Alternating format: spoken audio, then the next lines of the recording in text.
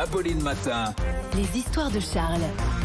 Et les histoires de Charles, on commence avec ce Suédois qui, pour éviter de travailler, appelait son numéro personnel. Il faut que vous me racontiez comment ça Je vais marche. vous expliquer. Il s'appelle Andreas. Il travaille comme conseiller du fisc. Son job consiste à répondre au téléphone aux questions des contribuables suédois. Mais Andreas avait trouvé un moyen d'être tranquille au boulot.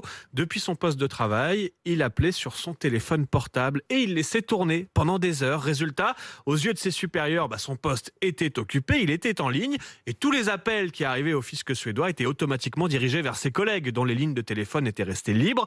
Et une fois la combine mise en place, Andreas a légèrement abusé. En 2 mois, il a composé 32 fois le numéro de son portable depuis son poste de travail pour un total de 55 heures en cumulé, soit plus de 7 jours de travail où il ne faisait rien, tout simplement.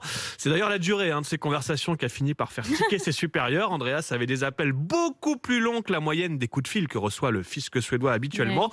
Une fois démasqué, il a reconnu les faits, il risque le licenciement. Il s'est défendu en expliquant qu'il avait, je cite, une motivation extrêmement basse au travail. Et il faisait quoi pendant ce temps-là? Il devait s'ennuyer à son bureau. Il n'a rien dit. Je pense qu'il a fini 15 fois, tu sais, le démineur là, sur Windows ou le solitaire. Mais il était en télétravail ou il était au vrai? Parce que les collègues à côté, ils voient quand même. Oui, mais il balance pas. Enfin, si, ça, il a fini en tout cas par être débusqué. C'est une autre forme de télétravail. Oui, voilà. Dans sa tête, il était en télétravail, en tout cas. Téléphone qui téléphone à son propre téléphone. En Meurthe-et-Moselle, un voleur qui oublie son masque dans la maison qu'il est en train de cambrioler. Oui, les faits se sont déroulés le 18 août dernier à Maxéville. Dans la nuit, un cambrioleur s'introduit dans la maison d'un retraité. Il dérobe la carte bancaire, quelques bijoux, mais le retraité se réveille. Le cambrioleur prend la fuite en catastrophe et dans le feu de l'action, il fait tomber son masque anti-Covid.